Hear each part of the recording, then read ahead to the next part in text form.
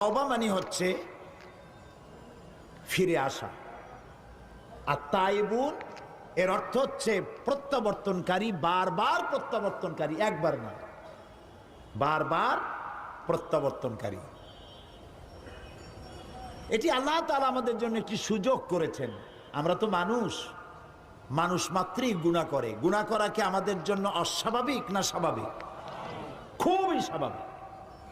এটা আল্লাহর চাইতে কেউ ভালো বোঝে না। সেই জন্য আল্লাহ তাআলা বলছেন আত-তাইবুন, বারবার প্রত্যাবর্তনকারী, বারবার তওবাকারী। পৃথিবীতে এমন কেউ নাই যে আপনি অপরাধ করবেন আর আপনাকে ডেকে বলা হবে যে এসো আমি তোমাকে ক্ষমা করে দেই। এরকম কেউ কি বলবে? বলেন। আমরা যদি আমাদের বাপের সাথে বেয়াদবি করি, আল্লাহ না করুক, মায়ের সাথে বেয়াদবি